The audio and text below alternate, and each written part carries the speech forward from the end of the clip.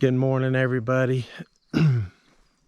I am at the Clingman's Dome parking area where back in October 8th, 1976, 16-year-old girl named Trenny Gibson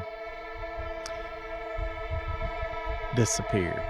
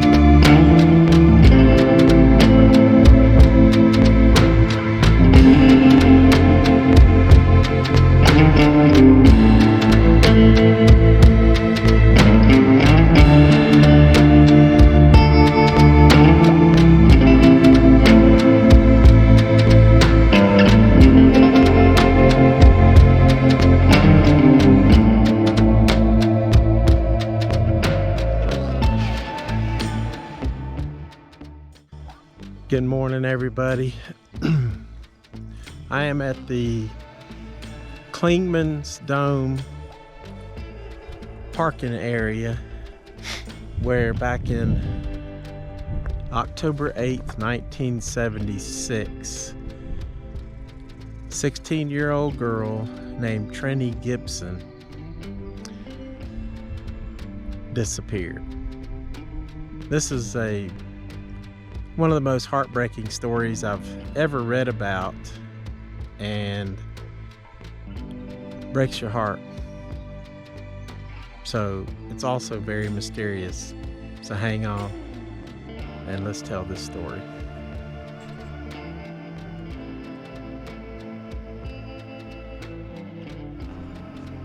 Okay, so the parking lot is right there. So Trenny and her classmates arrived here from Bearden High School, and which is in Tennessee. And incidentally, I had coached against Bearden at some camps that I took my teams to, and they always had great basketball teams.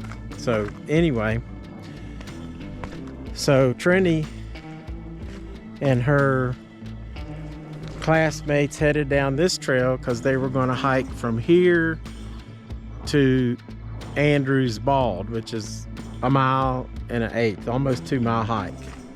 So what was interesting about the day is you hear a couple conflicting reports. One report was that it was a total surprise to the students that they were going to go on a hike that day. And a surprise to the parents, but I think what actually happened, I was reading one author, Juanita Baldwin and Esther Grubb. They said the teacher, Mr. Dunlap,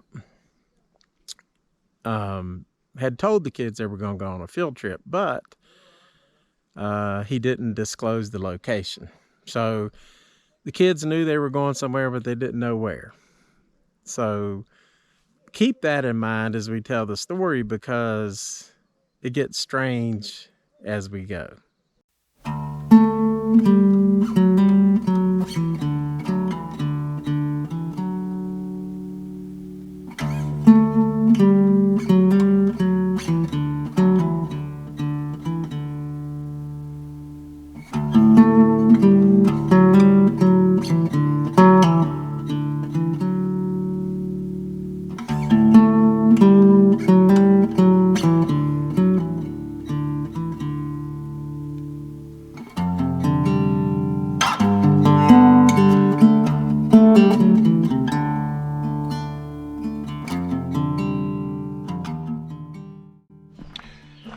So Trenny and her classmates made it to Andrews Bald, which is a 2-mile hike, and it's not easy. They made it up there, and then they headed on the way back. Well, during the day, Trenny, who was evidently pretty outgoing, she was going from group to group, talking to one group, and then she'd run up ahead and get with another group and talk with them. And so she had a lot of friends. It must have been a close-knit group, and they were just having a good time. Well, one thing, on the way up, she rode the bus. She sat with a boy named Robert Simpson, and so they were friends. She had a lot of friends in the class. So so anyway, on the way back, Trenny, like I mentioned, was going from group to group. She ran up and she caught up with one group, and she was walking with them a while. They were getting tired, so one of the boys in the group said, "Hey, let's sit down and rest for a minute." And Trenny, who was walking pretty fast, said, "No, I'm going to keep on walking." And so she went on ahead. So they sat there for a minute, and people saw her sort of bend over and look into the woods.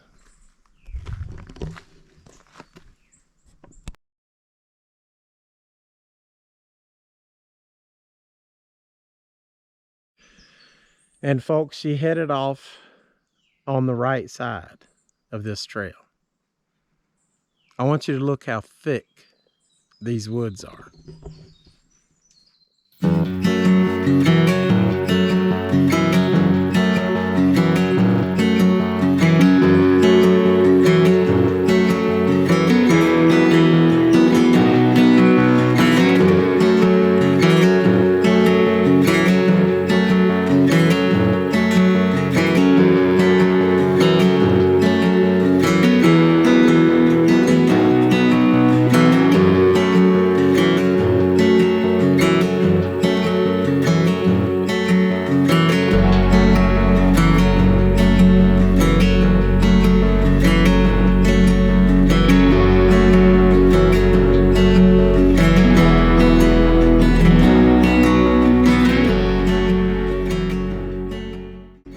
Trenny is 16 years old.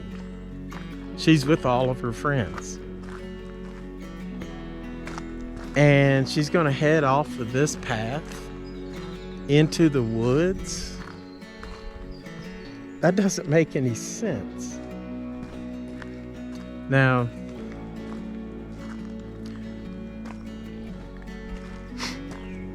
Trenny's parents, they have said they feel that she was abducted.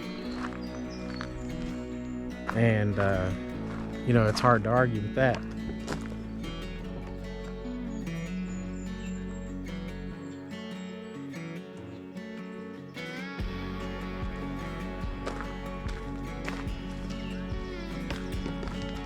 So,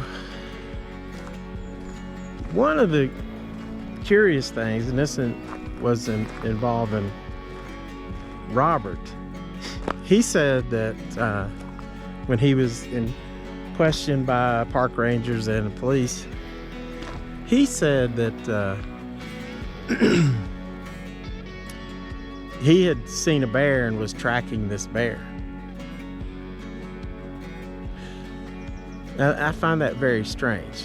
Not that there's not plenty of bear around here, because there are.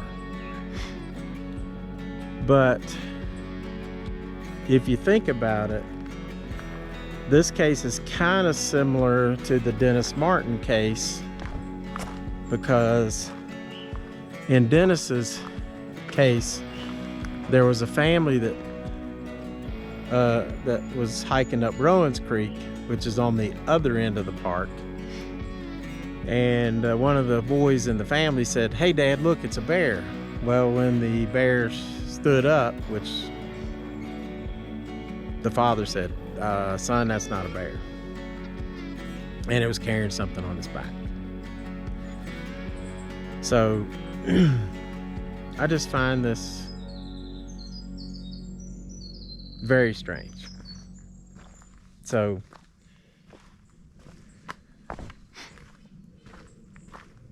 was somebody waiting on Trenny? And if they were, how did they know she was going to be here? How did they know that she was going to be walking on this trail from Klingman's down to Andrew Ball? Because the kids didn't find out where they were going until they got on the bus. And in 1976, they didn't have cell phones. So if she was going to meet somebody, then I just don't see how that's possible. If,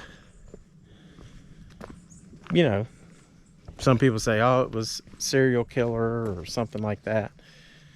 I don't know. It's just really hard. Now, this happened on October the 8th. Once everyone got back to the bus, then they started looking for Trenny. Nobody could find her. And so there was a couple boys that volunteered to go out and look for Trenny. They made it all the way to Andrews Bald, hollering for her. Nobody could find her. So the next day, you know, they looked throughout the evening, notified park rangers. Next day they started to search, and then to this day not any trace of Trenny has been found. None. And as you know, Great Smoky Mountains is one of the most heavily traveled national parks, and has been since it opened. And you would think someone would have seen her, reported her, or saw somebody. I'm sure there were things, leads, but nothing ever panned out. So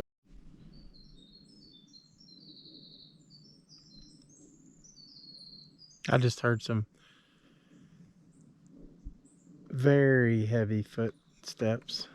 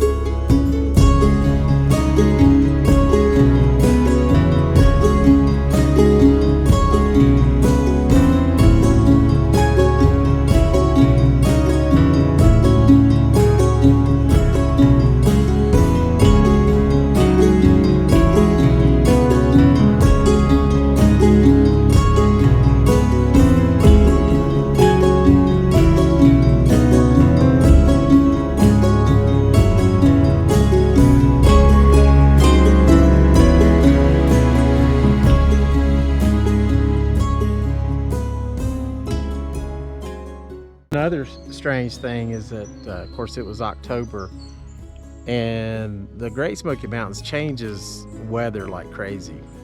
It was kind of cool that morning, so Trenny was wearing jeans and a blue shirt, and but then the rain started, and some of the kids said they were cold, and so it's just crazy. It's it's going to rain here a little bit too, and it's all obviously, you can see from behind me, it's pretty daggone foggy. So the next morning, it had rained throughout the night. The rain had tapered off, and it was below freezing the next day. So they brought in a bunch of searchers, and this is rugged territory, so they put the searchers through a test to make sure they were physically fit. Asked them questions if they've hiked in rugged terrain, and so because this is a rough area. So they brought in the bloodhounds and German Shepherd, and they searched the area.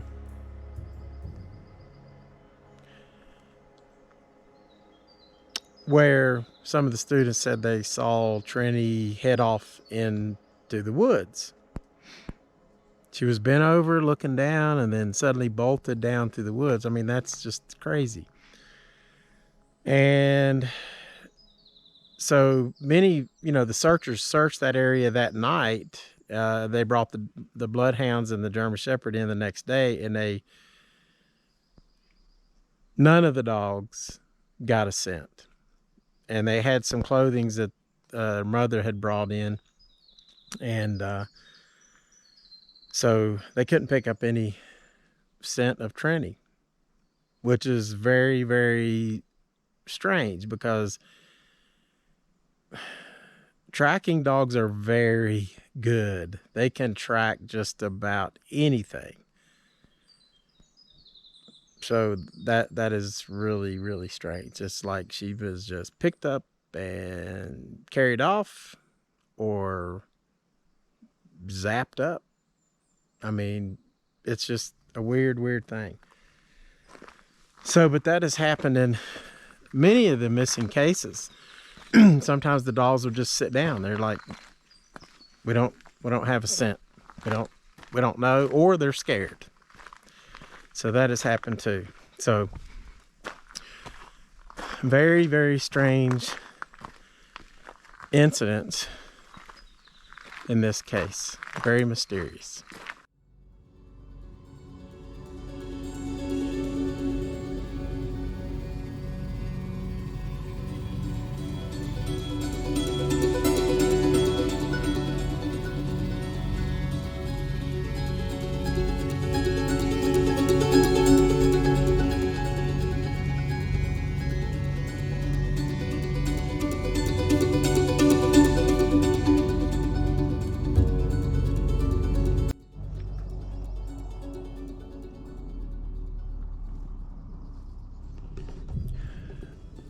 So the original search for Trenny Gibson ended probably 4 or 5 days later.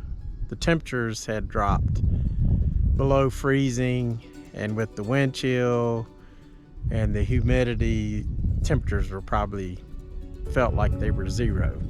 There's hardly any way she could have survived if she was still in this area. But there were reports. People would call in and say, hey, we saw her sitting at the foot of a cave,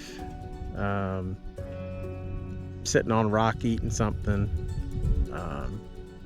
Other crazy stories. Somebody said they saw her come to somebody's house with a bunch of guys in the car. They got the driver's license plate.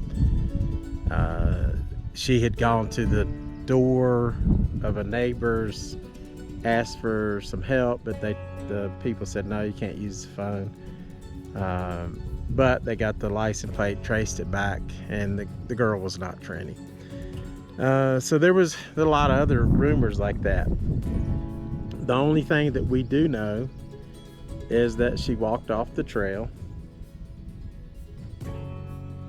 into the woods.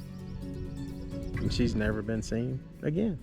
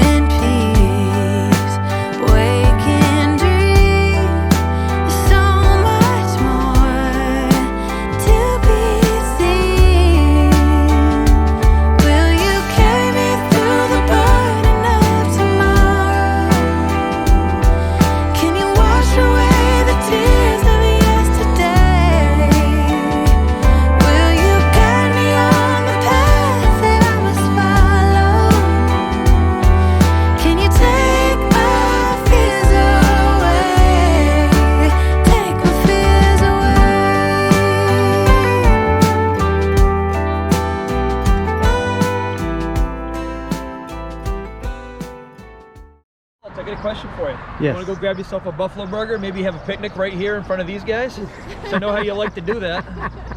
You like to watch them and then eat them. I think Andy's referring to me eating the catfish in front of the catfish aquarium. Perfect spot and for a buffalo burger right here. that's just not right. But yeah, buffalo burger would be great. Yep. And that fat, especially fat, high in protein. This guy right here. Oh, he looks like he's high in fat. I'm just saying.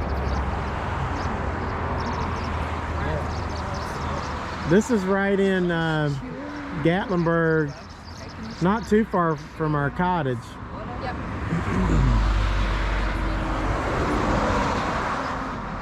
They're chewing the cud. He's just chilling right there in the mud hole. That's the life. Just chilling. Chilling. So you become hamburger.